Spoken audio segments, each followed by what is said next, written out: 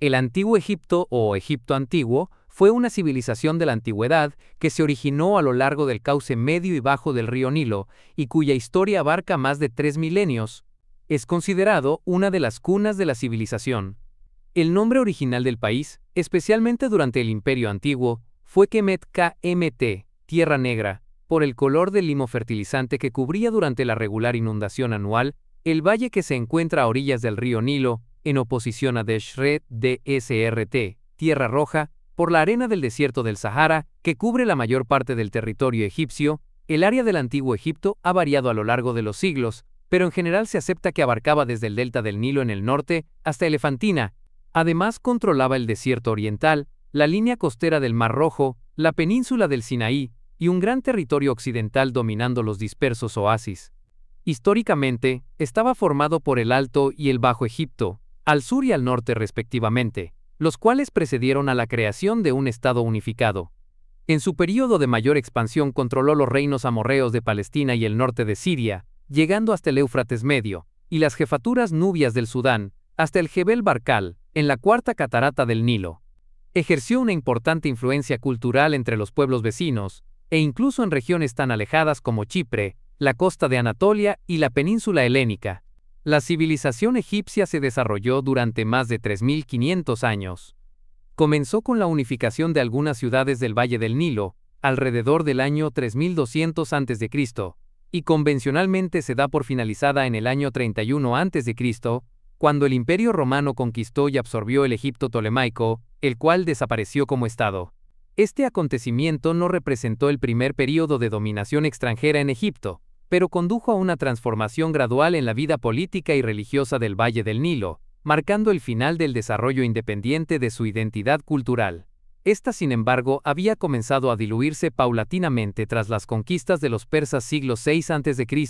y los macedonios siglo IV a.C., especialmente durante el período de los Ptolomeos. Tras la expansión del cristianismo entre los egipcios, Justiniano I prohibió en 535 el culto a la diosa Isis en el templo de Faile, lo cual terminó con una religión vigente durante más de 4 milenios. No obstante, el idioma egipcio llamado copto siguió utilizándose, escrito en un alfabeto derivado del griego, y los egipcios se identificaron plenamente con el cristianismo, en especial con la doctrina monofisita. Surgió entonces una literatura copta, de carácter cristiano, que recogía mitos, costumbres y creencias de la antigua religión tradicional. La desaparición del copto y su sustitución por el árabe, en el marco de la islamización del país después de su conquista, supuso el final definitivo de los últimos restos del antiguo Egipto. Egipto tiene una combinación única de características geográficas, situado en el África nororiental y confinada por Libia, Sudán y los mares Rojo y Mediterráneo. El río Nilo fue la clave para el éxito de la civilización egipcia, ya que permitía el aprovechamiento de los recursos y ofrecía una significativa ventaja sobre otros oponentes. El limo fértil depositado a lo largo de los bancos del Nilo tras las inundaciones anuales significó para los egipcios el practicar una forma de agricultura menos laboriosa que en otras zonas, liberando a la población para dedicar más tiempo y recursos al desarrollo cultural, tecnológico y artístico. La vida se ordenaba en torno al desarrollo de un sistema de escritura y de una literatura independientes, así como en un cuidadoso control estatal sobre los recursos naturales y humanos, caracterizado sobre todo por la irrigación de la fértil cuenca del Nilo y la explotación minera del valle y de las regiones desérticas circundantes, la organización de proyectos colectivos como las grandes obras públicas, el comercio con las regiones vecinas de África del Este y Central y con las del Mediterráneo Oriental, y finalmente, por un poderío capaz de derrotar a cualquier enemigo, y que mantuvieron una hegemonía. La motivación y la organización de estas actividades estaba encomendada a una burocracia de élite sociopolítica y económica, los escribas, bajo el control del faraón, un personaje semidivino, perteneciente a una sucesión de dinastías, que garantizaba la cooperación y la unidad del pueblo egipcio en el contexto de un elaborado sistema de creencias religiosas. Los muchos logros de los egipcios incluyen la extracción minera, la topografía y las técnicas de construcción que facilitaron el levantamiento de monumentales pirámides, templos y obeliscos, unos procedimientos matemáticos, una práctica médica eficaz, métodos de riego y técnicas de producción agrícola, las primeras naves conocidas, la tecnología del vidrio y de la fayenza, las nuevas formas de la literatura y el tratado de paz más antiguo conocido, firmado con los hititas. Egipto dejó un legado duradero. Su arte y arquitectura fueron ampliamente copiados, y sus antigüedades se llevaron a los rincones más lejanos del mundo. Sus ruinas monumentales han inspirado la imaginación de los viajeros y escritores desde hace siglos. Un nuevo respeto por las antigüedades y excavaciones en la época moderna han llevado a la investigación científica de la civilización egipcia y a una mayor apreciación de su legado cultural. El territorio del antiguo Egipto estaba constituido por el delta y en la luna fértil, una estrecha y larga franja en el noreste de África, un territorio fértil de menos de 60 kilómetros de ancho y 1.200 kilómetros de largo, flanqueado en gran parte por el desierto del Sáhara. El Nilo es uno de los mayores cursos fluviales del mundo. Nace en el África centrooriental en los lagos Victoria Nyanza, Alberto Nyanza y Tana y desemboca en el mar Mediterráneo conformando el delta del Nilo. La geografía del antiguo Egipto es muy significativa e influyó mucho en su cultura. Egipto está situado en el noreste de África y está muy aislado de otros países por su situación geográfica. Sus límites son, por el oeste, el desierto de Libia, por el este del Mar Rojo y el desierto de Arabia, por el norte el mar Mediterráneo, y por el sur el macizo de Etiopía y el desierto de Nubia. Ese medio natural circundante limitaba los contactos con el exterior, permitiendo que una cultura original se desarrollara con menos influencias que otras civilizaciones. Cronología: Antiguo Egipto, dinastías y faraones, periodo predinástico, periodo protodinástico, periodo arcaico, IIN, Reino Antiguo, 3 y VV6, IP, VIIN 8 y XX11, Reino Medio, 11-12, 2PI, 13-14-15-16-17, Imperio Nuevo, XVI y 9XX, 3PI, XX y 22-23-24-25, Periodo Tardío, 26 Ptolemaico, Periodo Romano, Desarrollo. La obtención de una cronología exacta del Antiguo Egipto es una tarea compleja. Existen diversos criterios de datación entre egiptólogos, con divergencias de algunos años en los últimos períodos, de décadas al principio del Imperio Nuevo, y de casi un siglo durante el Reino Antiguo. Véase, Cronología del Antiguo Egipto. El primer problema surge por el hecho de que los egipcios no utilizaron un sistema de datación homogéneo, no tenían un concepto de una era similar al Anno Domini, o la costumbre de nombrar los años, como en Mesopotamia. Véase Limú. Databan con referencia a los reinados de los diversos faraones, solapando posiblemente los interregnos y las épocas de corregencia. Un problema añadido surge al comparar las distintas listas reales de faraones, pues están incompletas o con datos contradictorios, incluso en el mismo texto. Las obras del mejor historiador antiguo sobre Egipto, Manetón, se perdieron y solo las conocemos a través de epítomes de escritores posteriores como Flavio Josefo, Eusebio de Cesarea, Sexto Julio Africano o el monje Jorge Sincelo. Desafortunadamente, las fechas de algunos reinados varían de uno a otro autor. Los inicios de la civilización egipcia. Las evidencias arqueológicas indican que la civilización egipcia comenzó alrededor del sexto milenio antes de Cristo, durante el Neolítico, cuando se asentaron los primeros pobladores. El río Nilo, en torno al cual se asienta la población, ha sido la línea de referencia para la cultura egipcia, desde que los nómadas cazadores-recolectores comenzaron a vivir en sus riberas durante el Pleistoceno. Los rastros de estos primeros pobladores quedaron en los objetos y signos grabados en las rocas a lo largo del valle del Nilo y en los oasis. A lo largo del Nilo, en el 11º milenio antes de Cristo, una cultura de recolectores de grano había sido sustituida por otra de cazadores, pescadores y recolectores que usaban herramientas de piedra. Los estudios también indican asentamientos humanos en el sudoeste de Egipto, cerca de la frontera con Sudán, antes del 8000 a.C. La evidencia geológica y estudios climatológicos sugieren que los cambios del clima, alrededor del 8000 a.C., comenzaron a desecar las tierras de caza y pastoreo de Egipto, conformándose paulatinamente el desierto del Sáhara.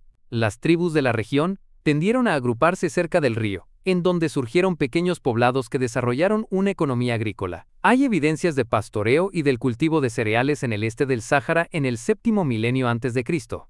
Alrededor del 6000 a.C., ya había aparecido en el Valle del Nilo la agricultura organizada y la construcción de grandes poblados. Al mismo tiempo, en el sudoeste se dedicaban a la ganadería y también construían. El mortero de cal se usaba ya en el 4000 a.C. Es el denominado periodo predinástico, que empieza con la cultura de Nakada. Entre el 5500 y el 3100 a.C., durante el predinástico, los asentamientos pequeños prosperaron a lo largo del Nilo. En el 3300 a.C., momentos antes de la primera dinastía, Egipto estaba dividido en dos reinos, conocidos como Alto Egipto Tashemau y Bajo Egipto Tameju. La historia de Egipto, como estado unificado, comienza alrededor del 3050 a.C. con Menes Narmer, que unificó el Alto y el Bajo Egipto y fue su primer rey. La cultura y costumbres egipcias fueron notablemente estables y apenas variaron en casi 3000 años, incluyendo religión, expresión artística, arquitectura y estructura social. La cronología de los reyes egipcios da comienzo en esa época. La cronología convencional es la aceptada durante el siglo XX, sin incluir cualquiera de las revisiones que se han hecho en ese tiempo. Incluso en un mismo trabajo, los arqueólogos ofrecen a menudo, como posibles, varias fechas e incluso varias cronologías. Y por ello puede haber discrepancias entre las fechas mostradas en las distintas fuentes. También se dan varias posibles transcripciones de los nombres. Tradicionalmente la egiptología clasifica la historia de la civilización faraónica dividida en dinastías, siguiendo la estructura narrativa de los epítomes de la egiptiaca Historia de Egipto, del sacerdote egipcio Manetón. Periodos de la historia de Egipto. Período predinástico 5500 a.C. al 3300 a.C. Los primeros pobladores de Egipto alcanzaron las riberas del río Nilo, por entonces un conglomerado de marismas y foco de paludismo, en su huida de la creciente desertización del Sáhara. Se sabe por los restos arqueológicos que antiguamente el Sáhara tenía un clima mediterráneo, más húmedo que el actual. En los macizos de la Hagar y el Tibesti había abundante vegetación. Para aquellos pobladores, el Sáhara sería una extensa estepa con grandes herbívoros que cazar. Las culturas saharianas son, en gran medida, desconocidas, pero no por ello inexistentes. Las sucesivas fases del Neolítico están representadas por las culturas del Fayum, hacia el 5000 a.C., la cultura taciense, hacia el 4500 a.C., y la cultura de Merinde, hacia el 4000 a.C. Todas ellas conocen la piedra pulimentada, la cerámica, la agricultura y la ganadería. La base de la economía era la agricultura que se realizaba aprovechando el limo, fertilizante natural, que aportaban las anuales inundaciones del río Nilo. Hacia el año 3600 a.C. surge la jerseense, o Nakada II, que se difunde por todo Egipto, unificándolo culturalmente. Esta consonancia cultural llevará a la unidad política, que surgirá tras un periodo de luchas y alianzas entre clanes para imponer su supremacía. Para lograr mayor eficacia y producción, hacia 3500 a.C., comenzaron a realizarse las primeras obras de canalización, y surge la escritura con jeroglíficos en Abidos.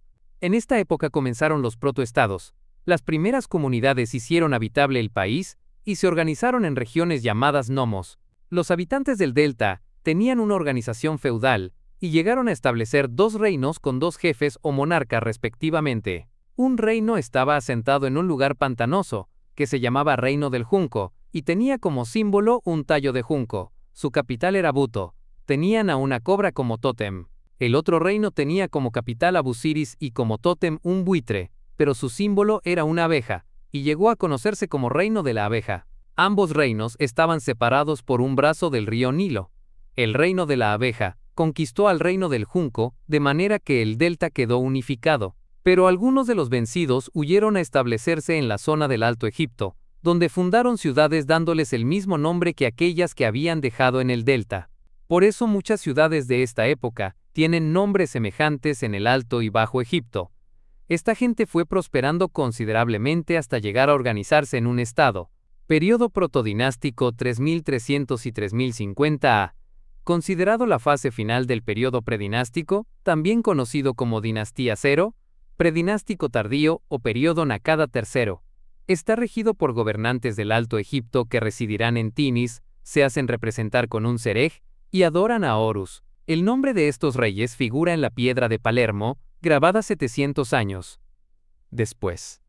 En este periodo surgen las primeras auténticas ciudades, tales como Tinis, Nubet, Negeb, Negen, etc. Son típicos de esta época los magníficos vasos tallados en piedra, cuchillos y paletas ceremoniales, o las cabezas de masas votivas. Narmer pudo ser el último rey de esta época y el fundador de la dinastía I. A finales del período predinástico, Egipto se encontraba dividido en pequeños reinos. Los principales eran el de Hieracómpolis Negen, en el Alto Egipto, y el de Butopé, en el Bajo Egipto. El proceso de unificación fue llevado a cabo por los reyes de Hieracómpolis. La tradición egipcia atribuyó la unificación a Menes, quedando esto reflejado en las listas reales. Este personaje es, según Alan Gardiner, el rey Narmer, el primer faraón del cual se tiene constancia que reinó todo Egipto tras una serie de luchas, tal como quedó atestiguado en la paleta de Narmer. Este periodo lo conforman las dinastías I y II.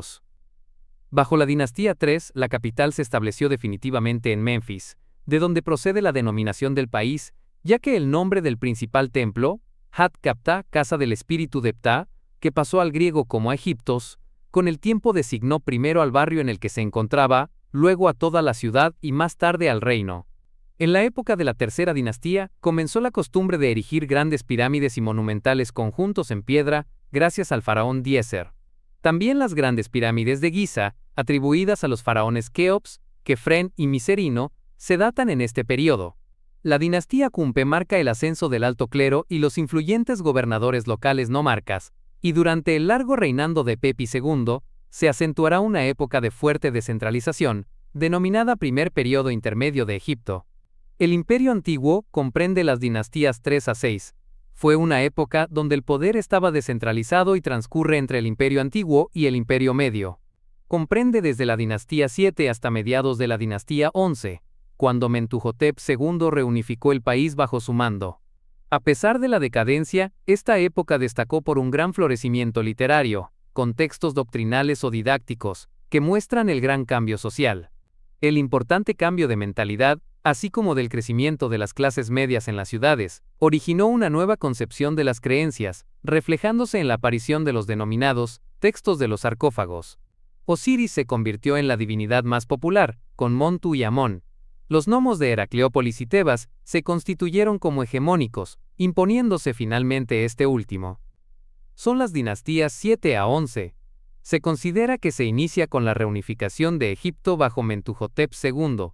Es un periodo de gran prosperidad económica y expansión exterior, con faraones pragmáticos y emprendedores. Este periodo lo conforma el final de la dinastía 11 y la 12. Se realizaron ambiciosos proyectos de irrigación en el Fayum, para regular las grandes inundaciones del Nilo, desviándolo hacia el lago Moeris el Fayum. También se potenciaron las relaciones comerciales con las regiones circundantes africanas, asiáticas y mediterráneas. Las representaciones artísticas se humanizaron y se impuso el culto al dios Amón. A mediados de 1800 a.C., los dirigentes hicsos vencieron a los faraones egipcios, lo que comenzó como una migración paulatina de libios y cananeos hacia el delta del Nilo, se transformó con el tiempo en conquista militar de casi todo el territorio egipcio, originando la caída del Imperio Medio. Los hicsos vencieron porque poseían mejores armas y supieron utilizar el factor sorpresa. Segundo periodo intermedio 1750 al 1500 a.C. Durante gran parte de este periodo, dominaron Egipto los gobernantes hicsos, jefes de pueblos nómadas de la periferia, especialmente libios y asiáticos, que se establecieron en el delta, y tuvieron como capital la ciudad de Avaris. Finalmente, los dirigentes egipcios de Tebas declararon la independencia, siendo denominados la dinastía 17. Proclamaron la salvación de Egipto y dirigieron una guerra de liberación contra los hicsos. Fueron las dinastías 13 a 17, parcialmente coetáneas. Ramsés II. Imperio Nuevo, Luxor. Imperio Nuevo 1500 al 1070 a.C. Es un periodo de gran expansión exterior, tanto en Asia, donde llegan al Éufrates, como en Kush Nubia. La dinastía 18 comenzó con una serie de faraones guerreros, desde Amosis I hasta Tutmosis III y Tutmosis Primakunt. Bajo Amenofis III se detuvo la expansión, y se inició un periodo de paz interna y externa. Después de un periodo de debilidad monárquica, llegaron al poder las castas militares. La dinastía 19 o ramésida que, fundamentalmente bajo Seti I y Ramsés II, se mostró enérgica contra los expansionistas reyes hititas. Durante los reinados de Meremta, sucesor de Ramsés II, y Ramsés III, de la dinastía Xetis, Egipto tuvo que enfrentarse a las invasiones de los pueblos del mar, originarios de diversas áreas del Mediterráneo oriental Egeo, Anatolia, y de los libios. Dieser Dieseru, el sublime de los sublimes de Hatshepsut, es el edificio principal del complejo de templos funerarios en Deir el-Bahari. Los faraones del Imperio Nuevo iniciaron una campaña de construcción a gran escala para promover al dios Amón, cuyo creciente culto se asentaba en Karnak. También construyeron monumentos para glorificar a sus propios logros, tanto reales como imaginarios. Hatshepsut utilizará tal hipérbole durante su reinado de casi 22 años, que fue muy exitoso, marcado por un largo periodo de paz y prosperidad, con expediciones comerciales a Punt, la restauración de las redes de comercio exterior, grandes proyectos de construcción, incluyendo un elegante templo funerario que rivaliza con la arquitectura griega de 1000 años más tarde, obeliscos colosales y una capilla en Karnak. A pesar de sus logros, el heredero de Hatshepsut, su hijastro Tutmosis III, trató de borrar toda huella de su legado hacia el final del reinado, apropiándose de muchos de sus logros. Él también intentó cambiar muchas tradiciones establecidas que se habían desarrollado a lo largo de siglos. Posiblemente fue un intento inútil de evitar que otras mujeres se convirtiesen en faraón y frenar así su influencia en el reino. Alrededor de 1350 a.C., la estabilidad del imperio parecía amenazada, aún más cuando Amenhotep IV ascendió al trono e instituyó una serie de reformas radicales que tuvieron un resultado caótico. Cambiando su nombre por el de Ajenatón, promovió como deidad suprema la hasta entonces oscura deidad solar Atón, iniciando una reforma religiosa tendente al monoteísmo. En parte, el monoteísmo de Ajenatón fue un producto del absolutismo real. Los viejos dioses habían desaparecido, pero el rey mantenía para su propio beneficio político su papel tradicional como mediador entre los hombres y los deseos del nuevo dios. El faraón suprimió el culto a la mayoría de las demás deidades, y sobre todo, trató de anular el poder de los influyentes sacerdotes de Amón en Tebas, a quienes veía como corruptos. Al trasladar la capital a la nueva ciudad de Aje-Tatón, actual Amarna, Ajenatón hizo oídos sordos a los acontecimientos del cercano oriente, donde los hititas, Mitanni y los asirios se disputaban el control, y se concentró únicamente en la nueva religión.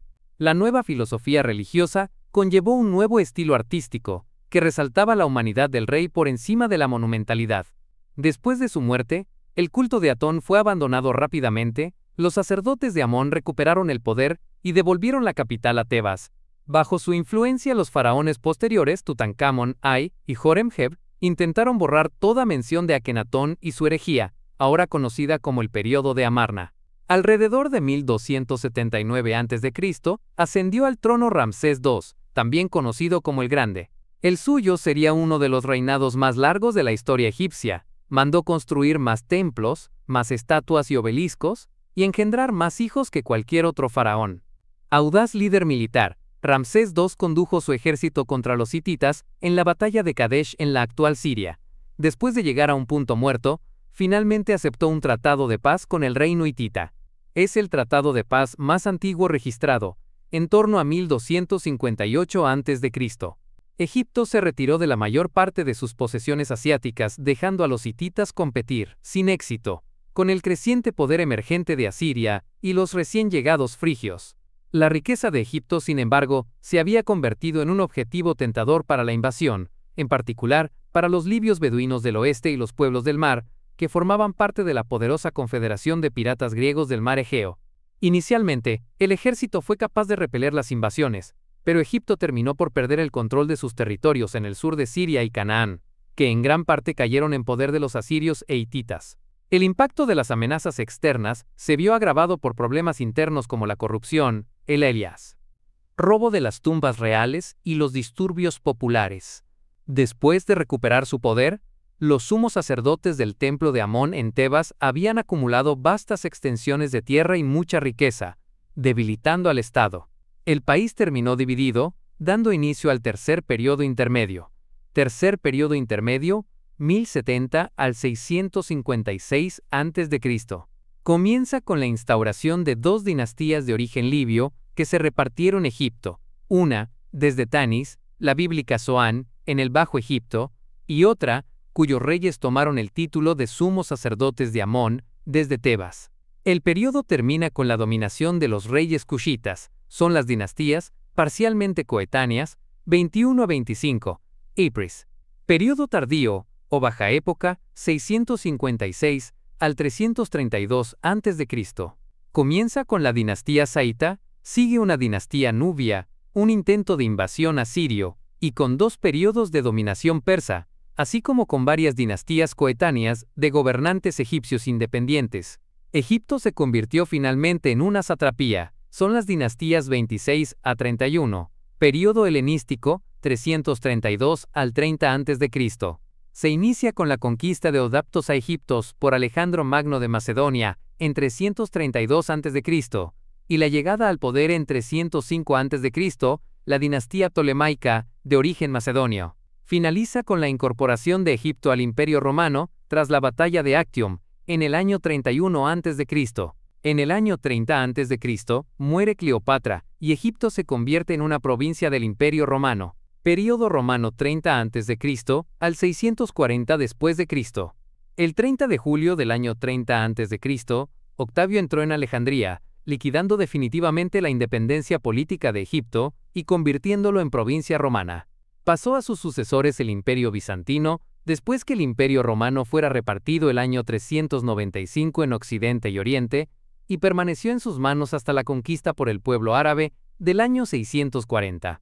Los últimos vestigios de la tradicional cultura del antiguo Egipto finalizan definitivamente a comienzos del siglo VI después de Cristo, con los últimos sacerdotes de Isis que oficiaban el templo de la isla de File, al proscribirse el culto a los dioses paganos. La sociedad egipcia estaba jerarquizada en 3 niveles. Faraón, depositario del derecho divino, se le atribuían todos los poderes por mediación de Horus. Altos funcionarios, sumos sacerdotes y escribas, pueblo, campesinos, artesanos, entre otros. Gobierno. Política. El antiguo Egipto se organizaba en 2 reinos, el Alto y el Bajo Egipto. A partir del año 3000 a.C., se unificaron en un solo reino que tenía un gobierno monárquico, absolutista y teocrático. Monárquico. En Egipto gobernaba un único rey. Absolutista. El faraón tenía todo el poder. Teocrático. El faraón era considerado un dios. El faraón era la representación de Dios en la tierra, y todo Egipto le pertenecía. Tierras, cosechas, comercio. Algunas funciones del faraón eran: dictaba las leyes, organizaba el ejército, dirigía la vida religiosa, se encargaba de la justicia, distribuía la comida al pueblo. Sistema jurídico. La cabeza del sistema legal era oficialmente el faraón, responsable de promulgar leyes, impartir justicia y mantener el orden público, un concepto al que los antiguos egipcios se referían como Mat. Aunque no se conservan códigos legales del antiguo Egipto, los documentos judiciales muestran que la ley egipcia se basaba en una visión de lo correcto y lo incorrecto basada en el sentido común, que hacía hincapié en llegar a acuerdos y resolver conflictos, en lugar de adherirse estrictamente a un complicado conjunto de estatutos. Los consejos locales de ancianos, conocidos como Kembet, en el Imperio Nuevo, se encargaban de dictar sentencia en casos judiciales relacionados con pequeñas reclamaciones y disputas menores. Los casos más graves, como asesinatos, grandes transacciones de tierras y robos de tumbas, se remitían al Gran Kembet, presidido por el Chati, o en casos especiales, por el faraón. Demandantes y demandados debían representarse a sí mismos y prestar juramento de decir la verdad. En algunos casos, el Estado asumía tanto el papel de fiscal como el de juez, y podía torturar al acusado con palizas para obtener una confesión y los nombres de los posibles cómplices. Tanto si los cargos eran triviales como graves, los escribas del tribunal documentaban la denuncia, el testimonio y el veredicto del caso para futuras referencias. Los delitos menores se castigaban con multas, palizas, mutilaciones faciales o el exilio, dependiendo de la gravedad del delito. Los delitos graves, como el asesinato y el robo de tumbas, se castigaban con la ejecución, que se llevaba a cabo decapitando, ahogando o empalando al criminal en una estaca. A partir del Imperio Nuevo, los oráculos desempeñaron un papel importante en el sistema legal, impartiendo justicia tanto en casos civiles como penales. El procedimiento consistía en plantear al dios oracular una pregunta de sí o no sobre lo correcto o incorrecto de un asunto. El dios, transportado por varios sacerdotes, dictaba sentencia eligiendo una u otra respuesta, avanzando o retrocediendo, o señalando una de las respuestas escritas en un trozo de papiro o en un óstraco. Economía egipcia, cosecha. La economía de Egipto se basaba en la agricultura y la ganadería. La vida dependía de los cultivos de las tierras inundadas por el río Nilo. Tenían un sistema de diques, estanques y canales de riego que se extendían por todas las tierras de cultivo. En las riberas del Nilo, los campesinos egipcios cultivaban muchas clases de cereales. El grano cosechado se guardaba en graneros, y luego se usaba para elaborar pan y cerveza. Las cosechas principales eran de trigo, cebada y lino. La agricultura estaba centrada en el ciclo del Nilo, había 4 estaciones. Perla blanca es cuando crece el Nilo y se desborda produciendo una gran inundación, también traía lodo fértil. Perla negra es cuando el Nilo baja y deja barro negro en la orilla, que se usa en la agricultura. La esmeralda verde es cuando brotan las cosechas y oro rojo es cuando los sembríos maduran. Había 3 estaciones, Aket, Peret y Shemu. Aket, la estación de la inundación, duraba de junio a septiembre. Después de la inundación, quedaba una capa de limo en los bancos, enriqueciendo la tierra para la cosecha siguiente.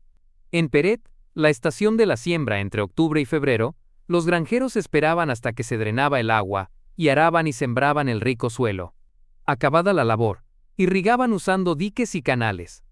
Seguía Shemu, la estación de la cosecha de marzo a mayo, cuando se recolectaba con hoces de madera. En los huertos se cultivaban guisantes, arveja, lentejas, cebolla, puerros, pepinos y lechugas, además de uvas, dátiles, higos y granada. Entre los animales que criaban por su carne, se encuentran los cerdos, vacas, ovejas, cabras, gansos y patos. Los egipcios cultivaban más alimentos de los que necesitaban, y hacían intercambio de sus productos. Algunas de las materias que ellos importaban de territorios extranjeros eran el incienso, la plata y madera fina de cedro. Gran parte de los productos del comercio egipcio se transportaba en barcos por el Nilo y el Mediterráneo. Durante la mayor parte de su existencia, unos 3 milenios, el antiguo Egipto fue el país más rico del mundo. Comercio, rutas y expediciones comerciales. Las transacciones comerciales de los antiguos egipcios no se limitaban al intercambio de productos agrícolas o de materias primas, sino que también hay constancia de expediciones para nutrir de bienes ornamentales y joyas el tesoro real de los faraones, y de actividades de venta de esclavos, e incluso de los propios cargos administrativos o de servicio en los templos. En el antiguo Egipto existía la figura de los shutiu, una especie de agentes comerciales que efectuaban actividades de compraventa al servicio de las grandes instituciones faraónicas, templos, palacio real, grandes explotaciones de la corona, etc. Pero también podían vender esclavos a simples particulares, o podían realizar transacciones comerciales al margen de las instituciones en provecho propio. Las casi 200 tablillas de arcilla y las numerosas inscripciones descubiertas por los arqueólogos en la antigua ciudad de Balat demuestran que esta localidad, situada en pleno Sahara egipcio, fue utilizada como base de operaciones y punto de abastecimiento a las expediciones comerciales enviadas por los faraones hacia el corazón de África, a finales del tercer milenio antes de Cristo. Desde este enclave en el oasis de Dakhla partirían expediciones, compuestas por unos 400 hombres cuyo objeto era buscar un pigmento que una vez obtenido se enviaba mediante caravanas al valle del Nilo. La ruta estaría marcada desde épocas antiquísimas como prueba la presencia de depósitos de jarras situados a intervalos de 30 kilómetros en el desierto, que llegan hasta Gilf el-Kebir, en el extremo sudoccidental de Egipto. Se desconoce hasta dónde llegaba la ruta, aunque los especialistas aceptan como hipótesis más probable que llegase hasta la zona del lago Chad. Administración y Hacienda. Lista de Sesostris. Primero, nomos del quinto al séptimo del Alto Egipto. Egipto estaba dividido en varios sepats, provincias, o nomos en griego con fines administrativos. Esta división se puede remontar de nuevo al período predinástico antes de 3100 a.C., cuando los nomos eran ciudades-estado autónomas y permanecieron por más de 3 milenios, manteniendo sus costumbres. Bajo este sistema, el país fue dividido en 42 nomos, 20 del Bajo Egipto, mientras que el Alto Egipto abarcaba 22 nomos. Cada nomo estaba gobernado por un nomarca, gobernador provincial, que ostentaba la autoridad regional. El gobierno impuso diversos impuestos, que al no existir moneda, eran pagados en especie, con trabajo o mercancías. El Tiati Visir era el responsable de controlar el sistema impositivo en nombre del faraón, a través de su departamento. Sus subordinados debían tener al día las reservas almacenadas y sus previsiones. Los impuestos se pagaban según el trabajo o las rentas de cada uno, los campesinos o los terratenientes en periodos posteriores en productos agrícolas, los artesanos con parte de su producción, y de forma similar los pescadores, cazadores, etc. El Estado requería una persona de cada casa para realizar trabajos públicos algunas semanas al año, haciendo o limpiando canales, en la construcción de templos o tumbas, e incluso en la minería, esto último, solo si no había prisioneros de guerra. Los cazadores y pescadores pagaban sus impuestos con capturas del río, de los canales y del desierto. Las familias acomodadas podían contratar sustitutos para poder satisfacer este derecho. Idiomas. El egipcio antiguo constituye una parte independiente de la lengua de la macrofamilia afroasiática. Sus parientes más cercanos son los grupos bereber, semítico y beja. Los documentos escritos más antiguos en lengua egipcia se han fechado en el 3200 a.C., haciéndola una de las más antiguas y documentadas. Los eruditos agrupan al egipcio en 7 divisiones cronológicas importantes. Nombre de Narmer, en egipcio arcaico antes de 3000 a.C., recogido en las inscripciones del último predinástico y del arcaico. La evidencia más temprana de escritura jeroglífica egipcia aparece en los recipientes de cerámica de Nakada II, egipcio antiguo 3000 al 2000 a.C. Es la lengua del Imperio Antiguo y del primer período intermedio. Los textos de las pirámides son el cuerpo mayor de la literatura de esta fase, escritos en las paredes de las tumbas de la aristocracia, que a partir de este período también muestran escrituras autobiográficas. Una de las características que lo distinguen es la triple mezcla de ideogramas, fonogramas y de determinativos para indicar el plural. No tiene grandes diferencias con la etapa siguiente, egipcio clásico 2000 al 1300 a.C. Esta etapa, llamada también media, se conoce por una variedad de textos en escritura jeroglífica y hierática, datadas en el Imperio Medio. Incluyen los textos funerarios inscritos en los ataúdes, tales como los textos de los sarcófagos, textos que explican cómo conducirse en la otra vida, y que ejemplifican el punto de vista filosófico egipcio, véase el papiro de Ippur. Cuentos que detallan las aventuras de ciertos individuos, por ejemplo, la historia de Sinuje, textos médicos y científicos tales como el papiro Edwin Smith y el de Evers, y textos poéticos que elogian a un dios o a un faraón, tal como el himno al Nilo. El idioma vernáculo comenzó a diferenciarse de la lengua escrita tal como evidencian algunos textos hieráticos del Imperio Medio, pero el egipcio clásico continuó siendo usado en los escritos formales hasta el último período dinástico. Egipcio tardío 1300 al 700 a.C. Aparecen documentos de esta etapa en la segunda parte del Imperio Nuevo. Forman un amplio conjunto de textos de literatura religiosa y secular, abarcando ejemplos famosos tales como la historia de Unamun-Wenamun y las instrucciones del Ani. Era la lengua de la administración ramésida. No es totalmente distinto del egipcio medio, ya que aparecen muchos clasicismos en los documentos históricos y literarios de esta fase. Sin embargo, la diferencia entre el clásico y el tardío es mayor que entre aquel y el antiguo. También representa mejor la lengua hablada desde el Imperio Nuevo. La ortografía jeroglífica consiguió una gran expansión de su inventario gráfico entre el período tardío y el tolemaico. Egipcio demótico siglo VII a.C. y Minto a.C. La lengua demótica es cronológicamente la última. Se comenzó a usar alrededor del 660 a.C. y se convirtió en la escritura dominante cerca del 600 a.C., usándose con fines económicos y literarios. En contraste con el hierático, que solía escribirse en papiros u ostracas, el demótico se grababa además en piedra y madera. En los textos escritos en etapas anteriores, probablemente representó el idioma hablado de la época. Pero al ser utilizada cada vez más solamente con propósitos literarios y religiosos, la lengua escrita divergió cada vez más de la forma hablada, dando a los últimos textos demóticos un carácter artificial, similar al uso del egipcio medio clásico durante el período tolemaico. A inicios del siglo IV comenzó a ser reemplazado por el idioma griego en los textos oficiales. El último uso que se conoce es en el año 452 después de Cristo, sobre los muros del templo dedicado a Isis, en Faile. Comparte mucho con la lengua copta posterior, griego 305 al 30 a.C. Fue el idioma de la corte tras la conquista de Alejandro, el dialecto koiné, lengua común, que era una variante del ático utilizada en el mundo helenístico, y que en Egipto convivió con el copto empleado por el pueblo llano. Copto siglos III y VII, está testimoniado alrededor del siglo III y aparece escrito con signos jeroglíficos o en los alfabetos hierático y demótico. El alfabeto copto es una versión ligeramente modificada del alfabeto griego, con algunas letras propias demóticas utilizadas para representar varios sonidos no existentes en el griego. Como lengua cotidiana tuvo su apogeo desde el siglo III hasta el siglo VI y perdura solo como lengua litúrgica de la Iglesia Ortodoxa copta tras ser sustituido por el árabe en época islámica. El nombre de Egipto en copto es Oloktoeoko Kemi. Escritura.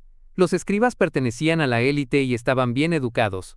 Evaluaban los impuestos, mantenían los registros y contabilidad, siendo los responsables de la administración. Durante años, la inscripción conocida más antigua era la paleta de Narmer, encontrada durante excavaciones en Hieracómpolis, nombre actual, Com el Amar, en 1890, datada en el 3150 a.C.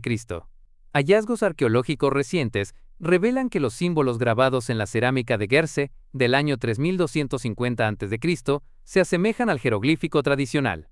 En 1998, un equipo arqueológico alemán bajo el mando de Günther Dreyer, que excavaba la tumba UJ en la necrópolis de el Kaab de Abidos, que perteneció a un rey del predinástico, recuperó 300 rótulos de arcilla inscritos con jeroglíficos y fechados en el período de Nakada III A en el siglo 33 a.C. Según investigaciones, la escritura egipcia apareció hacia el 3000 a.C. con la unificación del reino del Alto y Bajo Egipto y el advenimiento del Estado. Durante largo tiempo solo estuvo compuesta por unos 1000 signos, los jeroglíficos, que representaban personas, animales, plantas, objetos estilizados, etc. Su número no llegó a alcanzar varios miles hasta el período tardío. Los egiptólogos definen al sistema egipcio como jeroglífico, y se considera como la escritura más antigua del mundo. La denominación proviene del griego hieros sagrado y glifo esculpir, grabar. Era en parte silábica, en parte ideográfica. La hierática fue una forma cursiva de los jeroglíficos y comenzó a utilizarse durante la primera dinastía, 2925 al 2775 a.C. El término demótico, en el contexto egipcio, se refiere a la escritura y a la lengua que evolucionó durante el período tardío, es decir, desde la 25ª dinastía nubia, hasta que fue desplazada en la corte por el koiné griego en las últimas centurias antes de Cristo. Después de la conquista por Amr ibn al-As, en el año 640, el idioma egipcio perduró en la lengua copta durante la Edad Media. Alrededor del 2700 a.C., se comenzaron a usar pictogramas para representar sonidos consonantes. Sobre el 2000 a.C., se usaban 26 para representar los 24 sonidos consonantes principales. El más antiguo alfabeto, conocido 1800 a.C., es un sistema abyad derivado de esos signos unilíteros, igual que otros jeroglíficos egipcios. La escritura jeroglífica finalmente cayó en desuso como escritura de los cortesanos alrededor del siglo IV a.C., bajo los Ptolomeos, sustituida por el griego, aunque perduró en los templos del Alto Egipto, custodiados por el clero egipcio. Cleopatra VII fue la única gobernante tolemaica que dominó el idioma egipcio antiguo. Las tentativas de los europeos para descifrarla comenzaron en el siglo XV, aunque hubo tentativas anteriores por parte de eruditos árabes. Literatura. 1800 a.C. Historia de Sinué y Papiro de Ipuwer. 1600 a.C. Papiro Huéscar. 1300 a.C. Papiro Ebers y Poema de Pentaor. 1180 a.C. Papiro Harris. 1000 a.C. Historia de Unamón y Papiro de Ani. La religión egipcia, plasmada en la mitología, es un conjunto de creencias que impregnaban toda la vida egipcia, desde la época predinástica hasta la llegada del cristianismo y del islamismo en las etapas grecorromanas y árabe. Eran dirigidos por sacerdotes y el uso de la magia y los hechizos son dudosos. El templo era un lugar sagrado en donde solamente se admitía a los sacerdotes y sacerdotisas, aunque en las celebraciones importantes el pueblo era admitido en el patio. La existencia de momias y pirámides fuera de Egipto indica que las creencias y los valores de la cultura egipcia se transmitieron de una u otra forma por las rutas comerciales. Los contactos de Egipto con extranjeros incluyeron Nubia y Punta al sur, el Egeo y Grecia al norte, el Líbano y otras regiones del Oriente Próximo y Libia al oeste. La naturaleza religiosa de la civilización egipcia influenció su contribución a las artes. Muchas de las grandes obras del Egipto antiguo representan dioses, diosas y faraones considerados divinos. El arte está caracterizado por la idea del orden y la simetría.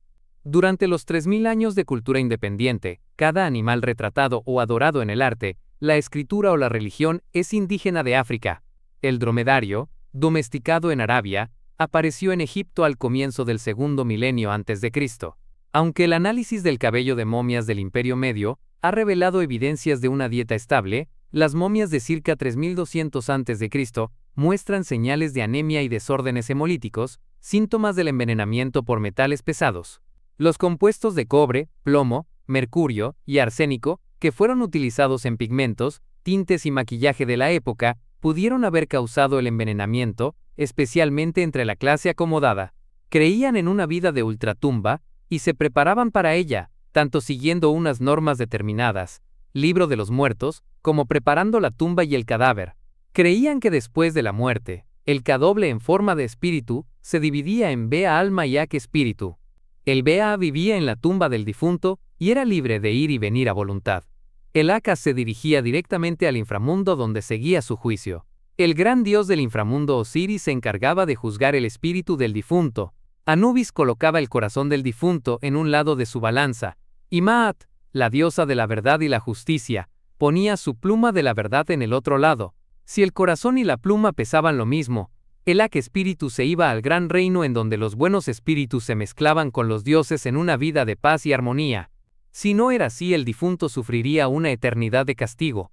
Además, los egipcios creían que todo difunto debía tener una casa en su otra vida. Era por esto que les construían pirámides e hipogeos a los cadáveres.